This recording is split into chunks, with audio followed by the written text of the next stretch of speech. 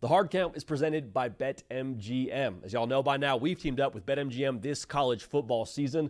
We'll be using their lines to make all our picks, and we'll have special offers for all of you each week. Now, when you join BetMGM, you get access to a variety of parlay selection features like same-game parlays, live betting options, and more. If you haven't signed up yet for BetMGM, use bonus code HARDCOUNT, and you'll get up to $1,500 first bet offer on your first wager with BetMGM. Here's how that works. 1, download the BetMGM app and sign up using bonus code HARDCOUNT. 2, deposit at least $10 and place your first wager on any game. Step 3, you'll receive up to $1,500 in bonus bets if your bet loses. Just make sure you use bonus code HARDCOUNT when you sign up. Let's make this college football season 1 for the books. Let's make it legendary. Let's get to the show. Welcome into the Hard Count presented by BetMGM. Don't look now, but it's a week 1 Thursday, baby. We got college football tonight. Kansas City. You got Nebraska and Cincinnati getting after it. Dylan Raiola at his big brother's house with Patrick Mahomes. Maybe in attendance, maybe watching from somewhere else. Glad to have y'all here, man. This is the Hard Count. College football, nothing but college football year-round. I want to give this preface because we get so excited for week 1. If you can tell by how we're just operating physically right now, if you're watching me move my hands around like I'm Italian, shout out to all the Italians watching our show. There is a certain level of excitement that comes with week 1. Can be a little bit dangerous. Everything's fine in moderation, but it's a little bit dangerous to get intoxicated on excitement, because when you get intoxicated on excitement, you watch a game, and then what happens is you start to overreact. So here's what we're going to do during the show. We're going to make sure that we celebrate this college football weekend responsibly, in moderation, when it comes to our reactions. So we're going to take some overreaction pills right now. First one on the docket here is LSU. If LSU drops the opener yet again, it's going to be scary hours. It's going to be an overreaction smorgasbord, if you will. I promise you. First take, is Brian Kelly out at LSU? Is he the right guy? Is LSU once again going to sail their way into mediocrity? Like, all of that and then some will be out in front of LSU should they lose the game to Clemson. Even if it's like a one-score loss to Clemson. Clemson at the buzzer hits a field goal and walks it off in their Death Valley. It's like, it was a close game. It was back and forth, but Clemson won the game. So therefore, everyone and their mama that has a microphone says LSU's overrated. Brian Kelly's cooked. Once again, LSU flat on their face, losing the opener. Here's what I want to make sure we say on the front end. I'm not backtracking anything, dude. I sat here a couple of weeks ago, ate a Popeye's chicken sandwich and salute to Louisiana. I said LSU's winning the national freaking championship. They're winning the first week against Clemson. So I'm standing on business here. I'm not backtracking anything. But with that being said, LSU is going to play a lot of transfers. Going to play a couple of freshmen here. I expect Harlem Berry, the all-everything true freshman, back to get some burn for them in this game. I expect DJ Pickett to potentially start at corner, if not start, play a whole heck of a lot for the Tigers. There is going to be, count them, I think 14 players for LSU playing in this game with their first time wearing an LSU jersey. It would be different if you were playing Louisiana Monroe. No knock on Louisiana Monroe. It would be different if you played La Tech your first week. You play the Clemson Tigers. You play a team that's got really good odds for the national championship, a team that won the ACC a year ago, and oh, by the way, a team that's number 1 in returning production in college football. So we said it during the preview and prediction for this game, like Clemson, they're not second-guessing anything about themselves. They are rolling in from last year to this year. There is no reset. There's no let's get right. It is like, no, pretty much the same team from last year, new defensive coordinator, let's go. So for LSU, the point I'm trying to make here with the portal pieces and the freshmen that are going to play, it might take a half second to break in. Even in this game, it might take a whole half to break in for LSU. Now, I'm super high on Garrett Nussmeier. I'm super high on the weapons, and I'm super high on the continuity at coordinator, to where I still think LSU wins this football game. But if LSU takes a second to totally gel from a roster level, don't overreact.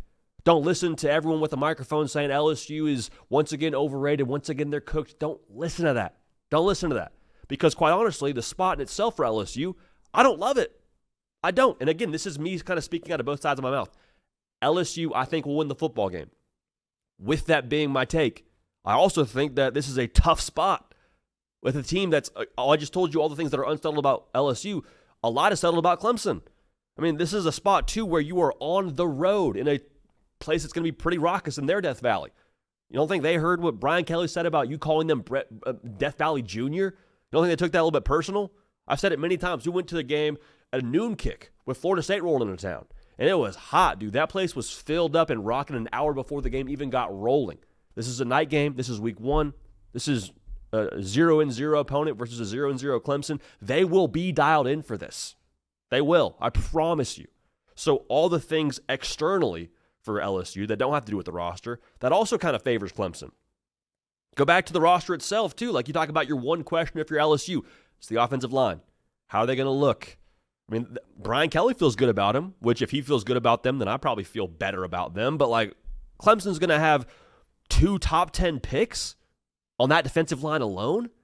That's the strength of their football team. So the strength of their football team is up against the question of your football team. I don't love that matchup from a bird's eye view. So this isn't the BCS. It's not. If LSU drops this game, they're not cooked. They're not done for. There'll be a bunch of memes on social media. Everyone's going to run to get their takeoff of, well, LSU, once again, falling flat on their face. Brian Kelly can't win the opener. Where's the team at mentally? He's not a good coach. You'll hear all that. You'll hear all that. And this is not me trying to tell you that if they lose, it's okay, no big deal, it's all right, just like walk it off. It's going to suck. It's going to hurt. I mean, if LSU loses this game, I have, I think, 2 options for you if you're an LSU fan. You can go with the old shower cry, which is cathartic. It's always a good move whenever you're just feeling some kind of way. Nobody can hear you. You got the hot water running. If you want to sit down in the shower, no shame in that. This is a big game. Shower cry, sitting down, it's an option. Also go with the trusty bath meal, all right? Get yourself some pizza, maybe little bubbles in there, some you time for the rest of the night. Like, just turn on Marvin's Room. Do all of that stuff. But when the sun rises the next day, understand, it's not a computer deciding the college football playoff. It's not a 4-team playoff. It's a 12-team playoff. Because you know who else had a good shower cry last year? Ohio State. The last game of the regular season, losing to their rival. They won the national championship. So understand, what LSU is here right now in the month of August is going to be different than what they are in the month of October and November, and then hopefully for the Tigers and for my own prediction in January when they play for all the marbles in Miami. I don't love the idea of them losing this game with what that would do for them mentally, but make no mistake about it. They're not cooked. They're not overrated. They're not done for. They're just a team that's trying to break in some new pieces that still will have a lot of runway and be a team that I think can and still will contend for a national championship. I'm not backing off this pick. I'm a man. Shout out Mike Gundy. I'm not 40, but I'm 29. Bottom line here, LSU, if they drop the opener, don't believe the overreaction that the Tigers are going to have their burial that Sunday morning. It's not the case. Not true. Don't believe it. Don't believe it. So take those overreaction medications and make sure we're properly dialed for that Saturday night showdown. Now, another overreaction to ward off against, and this might be, quite frankly, if that's 1A, this is 1B. I don't really know if there's a greater overreaction risk for either side of this, but I'll tell you what, man, if Arch Manning goes out there against Ohio State, win or lose, especially if they lose, but win or lose, and he looks a little bit mortal, looks a little bit average, the overreaction juice from the college football public and from social media and people that have just been pounding the drum that Arch Manning was really a 3-star out of high school, but he had the last name Manning, so he gave him 5 stars. It's going to be irresponsible. It's going to get ignorant real quick. We'll break it down right now. Before we do that, make sure you're subscribed right here to the On3 YouTube channel. College football, nothing but college football. It's year-round, but it's college football season. We don't have to tell you we're talking ball year-round. We're talking ball for the next 4+ months till that confetti drops in Miami. All right, so make sure you're locked in. Make sure you are subscribed. Appreciate y'all in advance for that. A big reason why we're not overreacting on this show, dude. We'll react. We're passionate. We're emotional. We're not going to take ourselves too seriously, but we're going to make sure we tell you what we think. If Arch Manning doesn't look amazing, you're going to hear things like, well, is it just his last name? Well, I told y'all, all hype. I told y'all he was only a 3-star out of high school and gave him 5 stars because of that last name, because of his uncles. That's not true. That's not the case. Like, I think for Arch Manning, it's very fair to look at the context going into this game. Even outside of it being his first start as, like, the guy. And that's one whole part of this. Like, say what you want. This is for his first start. That really means anything?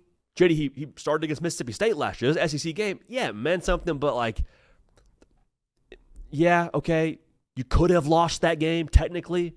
You also could technically get eaten by a great white shark if you walked out into the ocean today.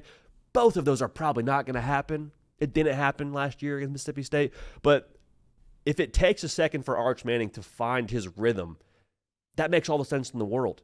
You're breaking in 4 offensive linemen for Texas. You're breaking in a bunch of new receivers, a bunch of new weapons. You're going against arguably now one of the best secondaries, if not the best secondary on paper in college football. The best defensive back in college football in Caleb Downs. Like, it might not be just a 400-yard day for Arch Manning where he goes out and just is dropping dimes all over the place and looks like an NFL quarterback. It might not look that way, okay? And if it doesn't look that way, that makes a lot of sense. Don't be quick to run to the Twitter sphere and say, Arch is a bust, Arch is this. Don't listen to that. Do not listen to that. In fact, honestly, I wouldn't be shocked if just the way this game is set up, we see Steve Sarkisian be a little bit careful with the game plan here. Like, would it be the most shocking thing in the world if in a massive Week 1 game on the road, Arch's first start that means anything, Steve Sarkisian says, you know what, hey, we're going to lean on the offensive line because they're new guys. We still feel good about them, still guys that have played some football for us now, and lean on this running back room. Because people talk about Steve Sarkisian, the quarterback whisperer. He's had a 1,000-yard rusher like darn near every single year he's been a head coach and a play caller. That means something. That should tell you something. He's down to run the football.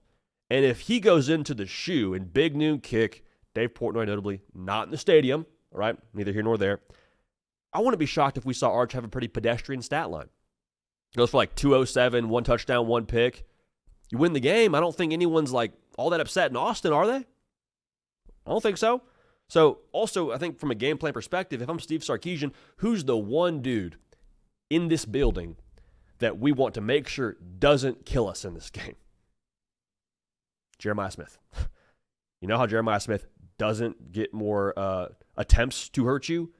Running the football, having a 12-play drive that takes 8 minutes off the clock, and Jeremiah Smith's over there with a towel and some Gatorade. Like, that would be a way that you could try and play some defense against number 4, in addition to what you're going to do on that side of the field. So what we need to make sure we do ahead of this whole thing is just get the mind right, obviously. We're not going to overreact, whatever happens. But just be careful to not listen to people who don't know football, you know? Because that's kind of what the Manning last name invites. You had a lot of people do that with, Deion Sanders when he first became a coach in college football. You have a lot of that in the NFL with Taylor Swift. Like, it invites more eyeballs, which is great. I'm all for the exposure. I am not safeguarding or gatekeeping what college football is. Come one, come all. But when you have the last name Manning and you get exposed to so many new people, there's so many new opinions and so many people want to talk about it, people aren't going to factor in the reality that Texas has got a bunch of new pieces. They're playing against one of the best talent rosters in college football in Ohio State, even if Ohio State's got new pieces on defense. Like, that's still a defense chock full of dudes that are all going to have Sunday futures, okay? So just understand now, we can't listen to everybody when it comes to our reaction to Arch Manning. And also, I think we need to be careful to not listen to people that, I've said that throughout the entire segment, there's people that are quite literally rooting for Arch Manning to fail because of their opinion of him as a recruit. Like, there will be people that run to that take, all right? So just be careful of that. Let's not listen to that. Let's be measured here. I got to thinking, like, what would satisfy the entire college football public for the season Arch Manning should have this year? Because you hear a lot of grandiose things said about the guy for what he should do in 2025 with his first year as a starter and how long he's been in the system for Steve Sarkisian and all those things. And I understand where those come from, but, like, who would he have to have a similar season to satisfy everyone? Feels like it'd have to be up there with the greats in college football, right? Like, the best seasons ever in college football, in my opinion, belong to a Johnny Manziel, a Joe Burrow, a Cam Newton, all those guys. Johnny Manziel, his first start for A&M, his Heisman season, check out this stat line. Threw for a whopping 173 yards, 0 passing touchdowns. During his Heisman year, in week 1, things take a second. Cam Newton, during his Heisman year at Auburn, first start in the SEC, Mississippi State on the other side. 200 yards total offense, 2 touchdowns, 1 pick. Joe Burrow, first start at LSU. Not the Heisman season, but his first start at LSU. 11 for 24, 140 yards. You see where I'm going with this? What you are in week 1 is a starting point, not a definition of who you are. So Arch, what he does this first game against Ohio State and that defense, it's going to be very different than what he is in October and when they play A&M in November and when they get to the college football playoff. Like, it's hold this thing with open hands. My take on this and what I've asked us all to agree on is this. Let's give Arch till the month of October. Give him 4 starts and 1 bye week before you have a definitive opinion on what he is as a college quarterback. Even then, kind of hold it loosely because 4 starts doesn't define you. But just 4 starts, 1 against Ohio State, 3 slappies, a bye week, then you go to Gainesville to play Florida. In that game against Florida, I think you can ramp up the critical filter on Arch Manning. If you want to say, hey, we don't think he's all that good, your prerogative. I don't know that I'll agree with you based on 4 starts and a bye week, but at that point, I think the opinions become a lot more valid because of the data we got on the guy. So the overreactions, they're going to be wild, they're going to be unfair, they're going to be intense. We know it's coming. Let's prepare for it together. Let's lock arms here as a show and as an audience, and we are committing to not overreacting to whatever Arch Manning does, good or bad. Now, if it's good, it'll also be a little bit intense. If he goes off, I'll be excited. It'll be hard for me not to say he's going to be one of the better quarterbacks in college football based on 1 start, but we're going to, again, hold the water, hold the line. You get more tape on the guy. Teams get more comfortable against you. Just take it all with a grain of salt, good or bad, but especially bad because I think there's an opportunity for things to look somewhat mortal, okay, early on in the season. Cato, you and I talked about that game now throughout the entirety of the week. Produced the hard count, 2-time all Sunbelt safety, a la running extraordinaire, Caden Smith. Just what are you expecting from Arch in this spot? Or what are you thinking going into this thing around Arch Manning, and your opinion with how you're treating him ahead of this massive spot in Big Noon against Ohio State? It's such a tough one because you want to be measured about it, but I think telling people to not overreact to what we're going to see from Arch Manning is just it's an impossible task. No college football player I think ever has had as many expectations as him, or as high as expectations as him. And I think you kind of touched on it at the end of the segment, can we overreact if he's awesome? Because I think if he balls out 300 plus yards of offense, several touchdowns, is hooping against the former national champion.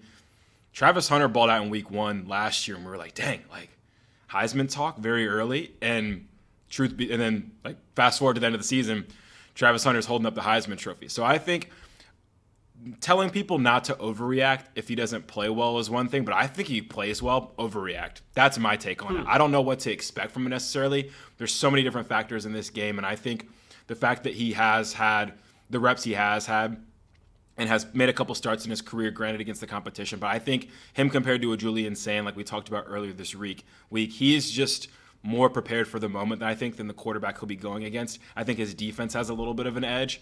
I expect him to rise to the occasion and make the plays when he has to. I expect the run game to be there for him. I expect him to make all the plays when he is himself inserted into the design run game. I expect good things from him. I expect a solid performance from him. I don't expect some heroic Superman performance. I don't expect him to be bad. I expect him to be a good quarterback in this game. And I think given the competition, if he does anything above average when it comes to just the general standard for a quarterback against this Ohio State defense on the road, the defending national champs, I think it's only up from there. So I expect a good game from him, get some stuff done on the ground, show that he can kind of threaten all areas of the field with his arm talent. I think we'll get a good showing from him, and that's why, like you, I think they're going to win this game because I think he will be the X factor. I think he's a Manning. He's been waiting for this moment for a long time, and I think he rises to the occasion. And that's, I think, the thing. If he does, people are going to react either way. If he doesn't play well, that whole segment right there is my way of just going, okay, yeah, hands are clean of that. Okay, that's it. If he balls out, though, he goes for 4 touchdowns, 250, and runs for 75 more, another touchdown. At that point now, I'm not going to allow myself to overreact on this show. I'm just going to be super transparent and be like, y'all, that was awesome. That was super cool. Can he keep doing it now as teams get more and more tape on him? That's going to take, for me, Cato, more self-control. I'll have to bite my tongue. I'll have to, run a lot of filters through our conversations of, hey, is this fair to say that he's a top guy in the – that point of him balling against this defense is where I think it takes more from me to not overreact. Well, because it's a talented defense. Really talented defense. If he balls out, you'll try to be measured about it, but I will not be, and I will be trying to pour lighter fluid on that fire as much as I can. JD, if he balls out this is going to take over all of social media. It's going to take over everything. People's grandma's going to be know about who Arch Manning is. Like, this will be the most famous college football player we've seen in a long time if he lives up to it. Like, if he's balling out, this will be the biggest story in football. We'll be talking about, does he leave despite what his granddad said? Is he going to win that? Can we give him the Heisman already? Like, it is going to be out of control, and I'm here for it. Like, I think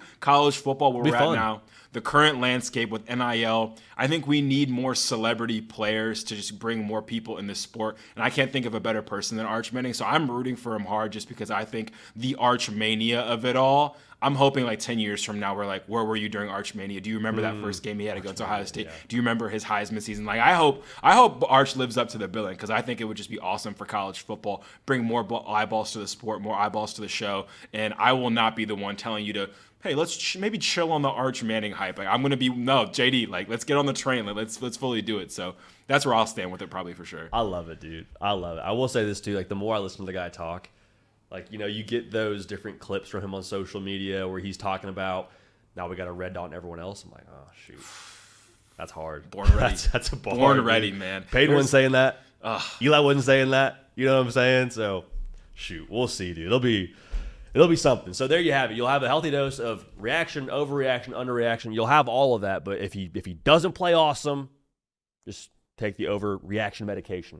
We'll go forward from there. Now, speaking of medication, my medication during college football season, what I need in my hand every single Friday, PSL from Starbucks. If you're watching this show, you're going to be in Miami this weekend. Good news. The boys are going to be there. All right?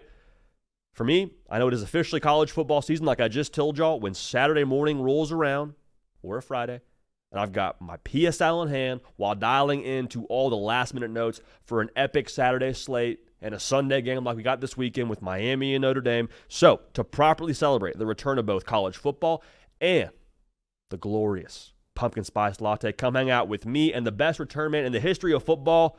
That's Devin Hester at the Starbucks Coffee Kickoff Celebration on August 31st before Devon's Hurricanes take on Notre Dame. It's ball, it's PSLs, it's the most beautiful time of the year. We will see you in Miami. And this game is going to be awesome. We've given you our preview, our prediction. But as the year, golly, I love that we're not talking about the year anymore leading into week one. As the week starts to evolve and progress and we get closer to this Sunday matchup, I think there's a few things being missed relative to this game in Miami and Notre Dame, because it's a very quarterback-centric storyline kind of game. Carson Beck transfers in from Georgia, and he's got the cars and chains and rocks a turtleneck with a suit a lot, and he's got sweet tattoos, and then you got CJ Carr, who won the job in camp, and it's like, all right, Riley Leonard, he's gone. We appreciate Third and Riley Tebow and all that came with him downhill as a runner, but CJ Carr, that throwing arm, got some golden boy to it, got some extra excitement to it when it comes to what we could be pushing the ball downfield. And I get all that. I'm here for all that. But I think it's actually maybe being under-talked about, for Miami at least, that this game is maybe not all about Carson Beck. Because here's the deal. Go check the weather in Miami. Usually it's awesome. But Sunday, in a stadium in Hard Rock that does not have a closable roof, going to be scattered showers. And you pair that with the idea of like, yeah, well, Carson Beck, I guess he did miss spring practice. And I don't question that phenomenal tattooed right out of him that delivers bullets. I don't question that. But you do question, okay, well, some new receivers, you lost some guys last year. I think this game may actually come down to what Miami is on the offensive line running the freaking football. Because here's the thing. When you talk to, Mario Cristobal and you look at what he is as a head coach, and you look at where he comes from a just strictly football background, what does he sound like he wants Miami to be? When I hear him speak, I kind of hear like vintage SEC vibes from the guy. Like Mario Cristobal was at Alabama under Nick Saban. Like the way they have built this team, yes, you had a quarterback last year in Cam Ward, but I think at his heart of hearts, at his core, the offensive lineman of Mario Cristobal, he wants to be the bully. He wants to run the football. And in this game, where that ball might be a little bit waterlogged, a little bit slippery for the receivers to catch, go be who you say you want to be. You got Francis Mauigoa, who's going to be a first-round pick, playing tackle for you. You got a couple other returning offensive linemen. Like this, when you got a dude in the portal and Brockmeyer from TCU, like this might be the best position group on Miami's roster. lean on them. Because you got the national title runner-up in Notre Dame rolling into town. They specialize in front seven football under Marcus Freeman. Like, if you're going to go be that team that's eventually like the bully and you command the line of scrimmage, this is your spot to prove it. This is honestly a spot you might have to do it. Where you have a quarterback that's still getting totally dialed in chemistry-wise in this system, where you might not be able to throw the ball around the yard with scattered thunderstorms. Like, I think this game actually may come down to what can Miami do running the freaking football. Because if Miami can run the football and move the line of scrimmage, that could just be it. Like, all the work they've put in behind closed doors and Alex Mirabal developing his guys and like the offensive line pedigree, if they just command the line of scrimmage on offense and can just run the ball in a potentially gross game against a quarterback making his first start ever in CJ Carr, that might be the end-all, be-all in this spot. And I picked Notre Dame. I'll come in here and eat crow the following Monday, and that'll kind of be how that whole thing goes. Now, for Notre Dame, what's not getting talked about enough in my estimation, CJ Carr is a huge part of this game. And if CJ Carr goes out there and is just, throwing pick after pick, and it's, a bird-watching situation where you got ducks everywhere, like, that's a way that Notre Dame absolutely loses this game. But I think as much as CJ Carr can't lose this game, I'm putting the pressure on Mike Denbrock to go win this game, Cato. I'm putting the pressure on Mike Denbrock to go dial up a game plan where we protect CJ Carr, we understand the weather, and we just get him comfortable, get him rhythm, get him explosives downfield. Here's my thing. Whenever a young child eats too much candy and gets sick, you blame the kid? No, they don't know any better. I saw a bunch of Pop-Tarts on the shelf, dude, and they're like, I like Pop-Tarts. I'm about to go get some Pop-Tarts. Sugar high, sugar overdose, sick stomach. It's not the kid's fault. It's the adults who's in charge's fault. Mike Denbrock is the adult here. He knows what it is. It's going to be a gross game. It's going to be a situation where it's a gettable secondary. It's put together by Sticks Glue in the transfer portal. Went and got a bunch of new dudes on the defensive staff to get that thing right. He knows what it is. He knows it's CJ Carr's first start. First start, mind you, now on the road in a primetime spot. You're the only game on. Like, he knows what it is here. So as much as I need CJ Carr to bring it, I need Mike Denbrock to bring it, man. I need him to protect him with this game plan. Heavy dose of Price, heavy dose of Love. Get a little bit creative, if you will. And also, I need him to manufacture some open downfield shots. Now, CJ Carr, you still got to do the right thing. Put the vegetables on your plate, give you this well-balanced meal. You still got to eat it.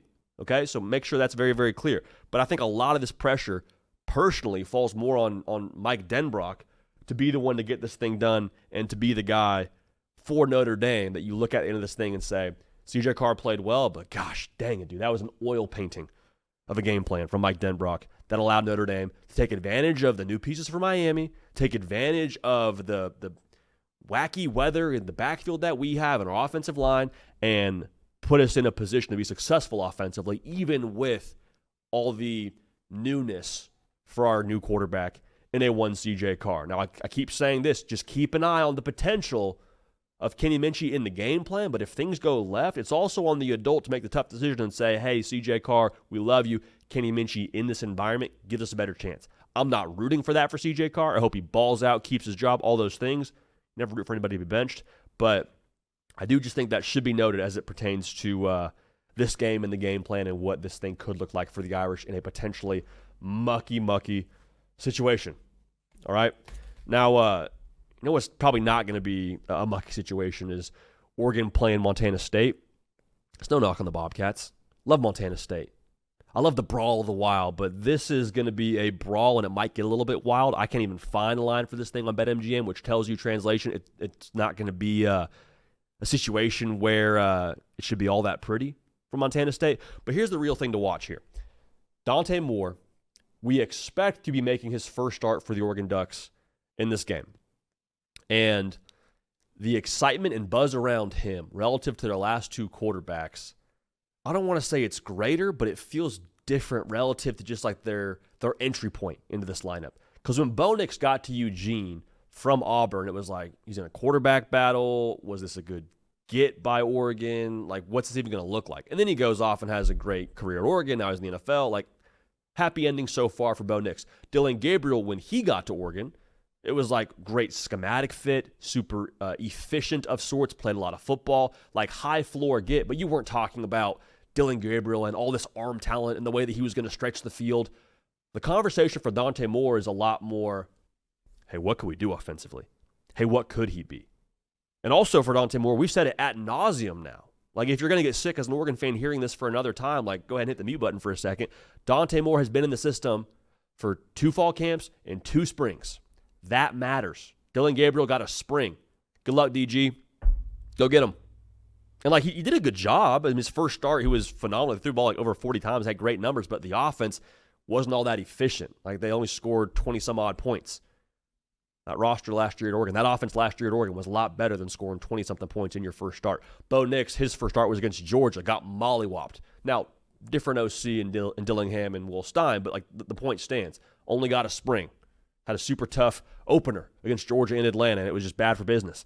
So I think when you look at Dante Moore and what you can expect and maybe want to see from his first start, I want to see this offense look a lot more cohesive and dialed in. And there's a lot of transfer pieces that you're going to ask to step up for you. A lot of new pieces, DeCorian Moore being one of them, the all-everything true freshman receiver that I think will have a huge year. But here's the thing. It's not going to be an inexperienced, within the system, piece at quarterback in Dante Moore. Now, it's going to be inexperienced for him when it comes to actually like playing college football for Oregon, but it's not going to be a situation where he's like totally still trying to digest the offense. You should digest the offense now, Dante. You should be all the way dialed in for our cues, our checks, our game plan, all that. Like, you should feel comfortable driving this car. So we're taking onto the highway now, but you've been whipping around the neighborhood now for the last 2 years. You know what I'm saying? Like, you should know how this whole thing works. And so when your quarterback's not a new piece you're breaking in, I think that should cause expectations to be higher for everyone else to be on a better starting point as an offense overall. Like, if quarterback is dialed in, we have a chance to be really good, is my whole take there. So when we look at this first start for Dante Moore at Oregon, I think it's definitely fair to assume that the offense will have a better first showing than a Dillon Gabriel had and then a Bo Nix had as well. So what I want to see from him, I want to see him in rhythm, kind of in line with that point. I want to see him catch, rock, throw, ball out. Because a lot of what Will Stein does offensively, he wins pre-snap. He wins with matchups. He wins with spacing, all those things. So when I'm Dante Moore back there in the gun, I already know I like my look to Corey Moore. I already know that Kenyon Steek's got a matchup that I'm going to take advantage of. I already know they're in zone. He's going to sit that thing down. We're going to throw it to him, 6 yards, get north and south, first down. Like, I already know that those plays are available to us, and I should already know them even furthermore because of how long I've been in this system. So with Dante Moore, I want to see ball out quick, see him in rhythm, see him play with great tempo. And if you play with tempo and rhythm, by nature of the system and the skill set that these receivers have, you should score a lot of points. And if you can do that against Montana State, I feel better about the Penn State game. I feel better about the Oklahoma State game. Just create some confidence, create a good vibe early on for the fan base, yes, but honestly, even more importantly, for y'all in that building in Eugene. I want to create some good habits and some good feelings for us before we go on the road and play in Happy Valley in a whiteout environment. That's what I would like if I was Dan Lanning or Will Stein or, heck, Dante Moore. As a fan, and again, this is kind of selfish. I've said it for a couple different quarterbacks, but I want to say it again. As a college football fan, as someone who's going to watch every single game on Saturday, I want to see what makes him different, though, from a Dillon Gabriel in this spot. And this is not knocking Dillon Gabriel. This dude's an NFL quarterback, undefeated season and Big Ten champion last year. I'm not knocking Dillon Gabriel. But we keep saying this. The arm talent of Dante Moore, a little extra juice, a little extra excitement. I'd love to see them just cut it loose a couple of times. And not just cut it loose for the sake of cutting it loose, but like cut it loose and connect. I don't want to see a 45-yard incompletion to Corey and Moore. I know he can throw the football far. I want to see, oh, hey, this is what we now have in the offense. This is now what makes our offense different in 2025. Yep, Evan Stewart dinged up. We hate that. Hope he is able to get back at some point this season. Yeah, we hate we lost Tez Johnson. But you know what? This quarterback and what he is, there's a reason why Sagapatelli, the starting quarterback at Cal, as a true freshman, showed up, saw Rose Bowl practice, said, nah, I'm good. I want to play. There's a reason for that. There's a reason Tez Johnson, during Rose Bowl media days a year ago, said he's going to be a Heisman finalist. Show us that. Let's get a little nibble of that, a little peek of that. I understand if you want to keep things close to the vest, but there's a lot of reason for excitement for Dante Moore with what he has physically as a just previously 5-star prospect, started as a freshman for Chip Kelly at UCLA.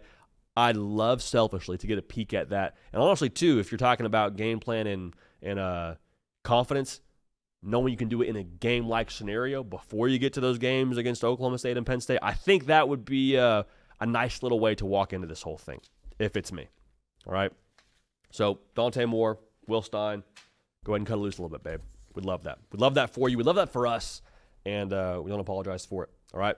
Now, speaking of newness, Tennessee, they're breaking in a new quarterback in Joey Aguilar. A lot of new pieces on that offensive side as well. Josh Heupel got paid, deservedly so. But when they play Syracuse, what's it going to look like?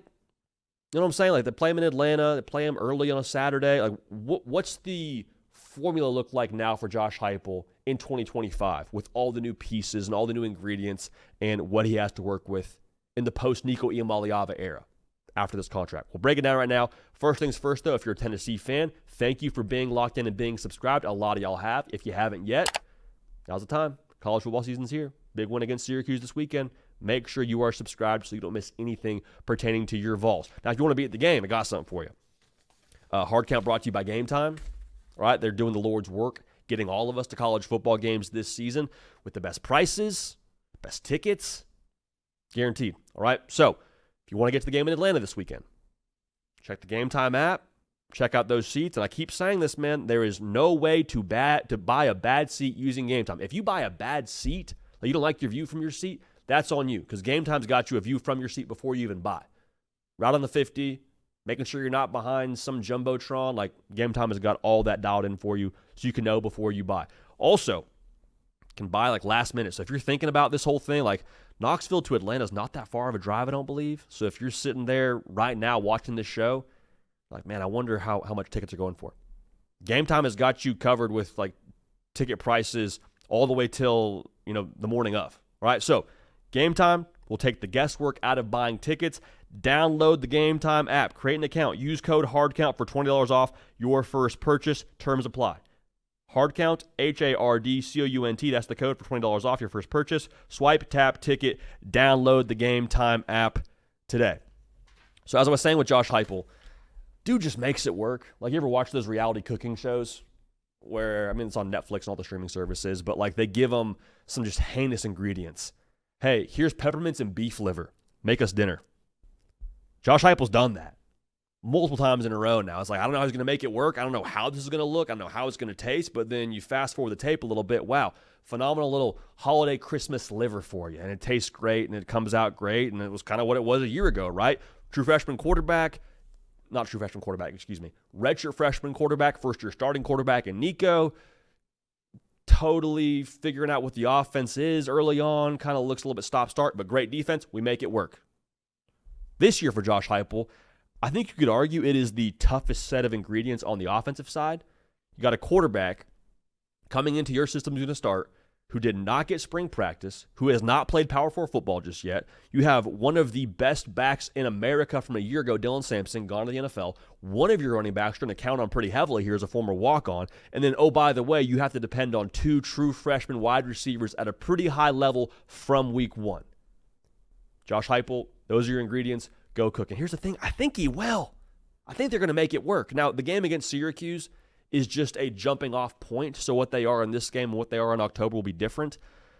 But like, he's a guy that's just shown time and time again, he can shapeshift, he can adapt, he can make it work because of how they've built the defensive side. Like in 2022, you couldn't win games in the 20s. Why? Because you're giving up like darn near 30 a game. It wasn't something you could lean on. But Josh Heupel and this staff, give them credit, the way they have hit on their evaluations, the way they've used the portal, the way they've built the trenches on both sides of the football, but especially on the defensive side. They're like 12, 14 deep now on the D-line. That's huge. That's a massive luxury. That's a big reason why I'm excited to see what they look like on the offensive side. Because in this game against Syracuse, I keep saying how they're going to shape shift and change throughout the course of a season. That's all true. But in this game, what I'm watching from a Tennessee fan, hey, Coach Hype, what's plan A?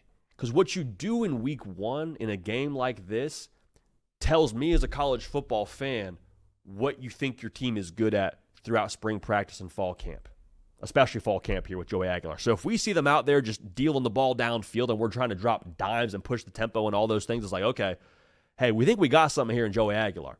Like maybe we don't connect on all those. Maybe we don't, have it totally go our way, but we at the very least have the confidence to call some go balls for Joey Aguilar and to call some winners for our true freshman wide receivers.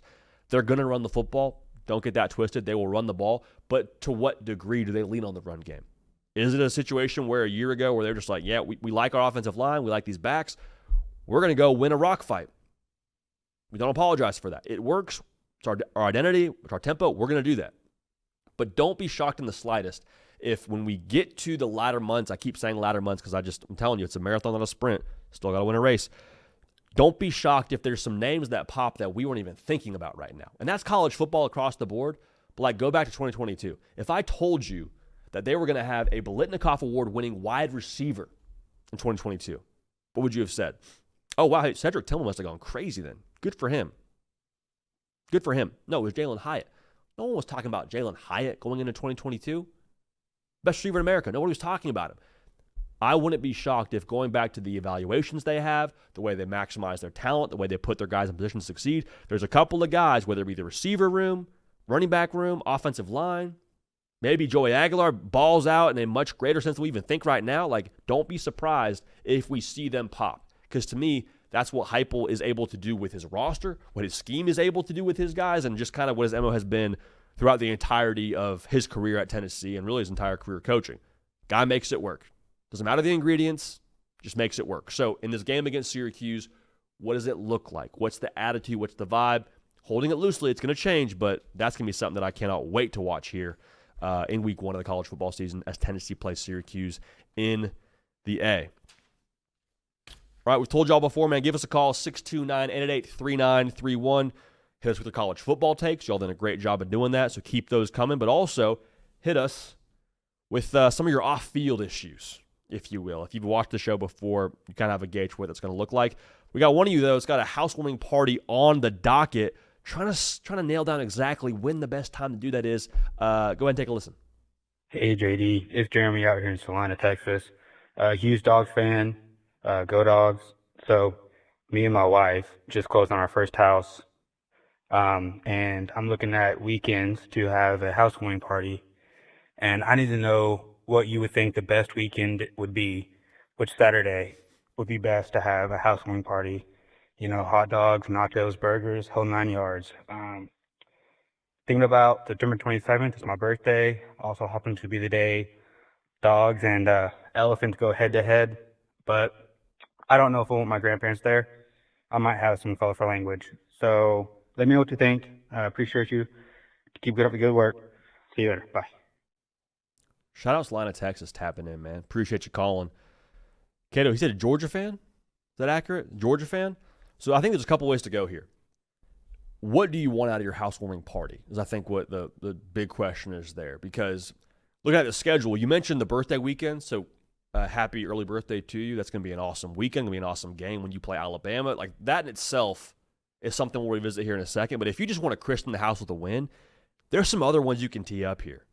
Like, I love the Govs of Austin Peay. Probably going to be a pretty good vibe for Georgia. Kentucky, October 4th, the following weekend. Probably going to be a pretty good game, you'd have to think, for Georgia as we sit here right now in the beautiful month of August. So if it's all about, hey, I want to christen this thing the right way, I want to have a good vibe in the house, I want my grandparents to not see me deliver some different colored words here in this this college football Saturday slate, like, you can go that way. But here's what I would say. I would just encourage you of this. I think the fact that y'all closed on this house, one, congratulations, too. Like, it's your house now. It's your territory. You need to lay down the law a little bit here. You get to have that space and do as you please with it. Meaning, if you show up to your own housewarming party and your grandparents are there and you guys are talking about different things within the game and it's maybe a little bit intense, like you just said, some colorful languages flying, it's your house, brother. Grandma, it's not your house. I love you. I'm glad you're here. But the Dogs are playing the Tide, and I feel some kind of way about this. And we're down by 7 in the fourth quarter. If I let a couple of words slip that I don't usually say, it's my house. It's my I'm not at your housewarming party. I'm at my housewarming party. So thank you for being here. But honestly, I would encourage you, go make that house a home and break it in with a intense Georgia game. Birthday weekend, Dogs Tide. That would be how I go. Cato, do you have any take on this? Am I off base here? I like the idea of breaking it in with the big game, high intensity, high energy. If a couple of different words slip, like, I'm not endorsing it. I understand there's some repercussions there, but, like, it's your house. Your house, your rules. First of all, I heard dogs, nachos. Like, can we get an invite to this? Like, this? Yeah, dude. Yeah. I mean, this sounds like it. I think we need to normalize, first of all, the housewarming Saturday college football party. I think that's genius. I've never heard of this collab. You typically think housewarming. You think, oh, people come through, a little bit of a potluck, nice little kind of like Sunday vibe. No, let's just do game day at the house, Saturday housewarming. I don't know how popular this is, but I think it's a genius idea. Good call on the home field advantage. He does have the right to kind of let it fly and do whatever he wants in his own house. I feel like that's something, though, we can maybe not necessarily have to set the tone with immediately. Because if he's letting it fly, if he's just off the rails, throwing stuff, just going How colorful is the language? Right? Full. If he pushes it a little too far for the first housewarming, could be harder for grandma and some of the others to maybe come spin the block and want to watch more games or do a home at the house. Yeah, Yeah, exactly. yeah. So I think maybe ease into a little bit, but I think the Tennessee game would be personally the one I would circle. I think when we talk about Tennessee this season, on the road, like dogs are on the road, but y'all come to my home. You know what I mean? So I think there's some security there. I think you feel a little bit better about playing Tennessee and getting a win there compared to Alabama. So that'd be the one I circle. I think Austin Peay, yes, you're going to get the win, but do we want people kind of just like passed out in the second half if that one gets out of hand? I think Tennessee is the one I would pick personally. And then you never know. What happens in the Alabama game happens in the Alabama game. That one's a little bit probably closer of a betting line when we look at MGM when the time comes. But I think Tennessee, I think that's the spot I'd pick. Dude, I'm going to give you a bit of a hotter take here. We're not really a hot take show, but I'm going to give you one here. And I don't know if this will surprise you or if this will be something that you're like, that tracks. For college football, even before we did this for a job, I'm out on watch parties. Oh. I don't want to talk to you. I don't want to hear from you. I don't want your commentary. I want Kirk Herbstreit's commentary. I don't want my next door neighbor telling me about how he thinks that was a bad play call. I'm like, I want to watch this game. I want to keep up with it. I appreciate that you're telling me about what you have going on at work, but right now, this is sacred territory. This is me and 22 people that I care about more than you right now that have something going on that has my emotional investment here. I don't really want to have to entertain, oh, yeah, hey, the bathroom's over there. Like, this has kind of just been my, even like, and I'm not even an NFL guy, but like Super Bowl parties, I'm like, I want to hear what Tom Brady's saying on the broadcast. So this is like kind of my thing, dude. I'm not going to lie to you. Kind of my thing. I want to watch the game. I don't want to talk to you. That's why I'd go Austin Peay. I mean, that's why I would, if I was him, go Austin Peay. But he seems like he wants to go and like kind of have this a celebratory thing. I think a lot of hands in the pot makes me nervous. Makes me nervous, Cato. That's just how I am right now, brother. I understand it. I think he has to. I think that's where he does some self-reflecting. I understand the sicko in you that likes to just dark room 4-box. Like there's nothing better to you probably than just being in your solitude, being able to digest and see all the games and not have to worry about any interruption. I do understand that. I do like an occasional weekend where it's just no one but me watching ball. But there is a joy in watching it with other people. And I think this speaks a little bit to, I think you're Cornell alum, App State alum. Like we don't have dogs in the fight for a lot of these big time SEC games or Big Ten games unless we have money on the line for betting through MGM or if we're trying to defend a take that we made on the mic, looking into the camera, talking to the people. But I think if you're a Georgia fan, man, you're around your dogs and you're watching them play, there's nothing better than cheering, doing your chants, "Ooh," when it's like Georgia scoring between the hedges and you're with other Georgia fans. So that's a good point. He has to find his own EQ there. He has to look in with himself and say, hey, like, what end of the spectrum do I lie as far as wanting to host and also be able to watch the game and enjoy that to the best of my ability, or big time game, maybe it's better if I just lock in. So I understand both sides of it. I think that's something he can do some soul searching with for himself, but hopefully talking through this a little bit helps him get to that. If Grandma's a Bama fan, out. Like, you can't be in my housewarming party rooting against my team. Grandma, I love you. You can't go house divided for the housewarming, no. Can't do it. That's a great take, though. If we're all aligned, we can make something shake there. Best of luck, Jeremy. 100% agree. Yeah, best of luck, man. Best of luck. Again, appreciate you calling in 629-888-3931. Hit us with your off-the-field issues there. Leave us a voicemail, and we'll get you on the show, man. Been a lot of fun. Appreciate y'all bringing us in to what you got going on within your college football Saturday, but even outside of your college football Saturday. Now, I want to finish with this, and this feels like the only right way to close out our last show for week 1 of the college football season. This is going to be Lee Corso's last headgear on College Game Day, his last show on College Game Day, and it feels just like we need to, for all of us a part of this show, just have some closure together, because this is a man who's been the face of college football for an entire generation, honestly, and then some. Like, I think Cato's probably the same way. Saturday mornings, A lot of kids are watching cartoons. We're watching College Game Day. I want to see who Corso picks with the headgear, and just what he's done for college football cannot be overstated. When he throws on that final headgear in Columbus, Ohio, whether it's Brutus Buckeye, whether it's the Longhorn, there's not going to be a dry-eye college football fan in all of America because of the impact he's had on us as college football fans, on this generation, on the Saturday vibe in general. You know college football is here, and you know college football Saturday has started when he does the headgear pick. And so for this to be the final chapter and the final show, it's going to hurt, dude. It's going to be a lot of onions being cut across college football and across, I think, quite frankly, the U.S. when it comes to your college football fandom. But I also want to make sure we, as much as we tie a bow on it and kind of mourn the loss of an incredible tradition in college football, because I believe ESPN's already said we're not going to do headgear picks going forward, which I think is the right call. I want to make sure we appreciate this, because what Lee Corso's done for college football, he's made it fun. Like, you haven't gone and watched the salute or farewell to Lee Corso, the Not So Fast My Friend piece that ESPN put out. What game day was before Corso got there was semi-non-existent. But when they got on the road, he started doing the headgear pick, the energy he brings to the show. Like, for college football in general, he made a fun thing more fun, and he allowed people that watched the sport to see how truly special it is by them being on location and by the fun that he has with it. This is a guy that's given his all to the sport, man. Like, this is a guy that has coached in it, played in it, the Sunshine Scooter at Florida State. I believe he and Deion Sanders tied for the total number of career interceptions. So shout out to Lee Corso for that and Coach Prime for that. But like, his whole life has been a college football life. And I'll never forget, too, had the chance to go to a couple of college game days throughout my life, just being different places, right place, right time. I never forget, one of my close friends, Jake Olson, was on college game day during our junior year in high school. So went to game day, he had his piece. It was awesome. Lee Corso's at USC. It's USC Stanford, I believe. Does the final headgear, selection for the show for that day, that is. And he pulls out the Trojan headgear, pulls out the breastplate. He's like sword fighting Kirk Herbstreit on the desk as they close it out. Show wraps. Lee Corso's got a bloody lip, dude.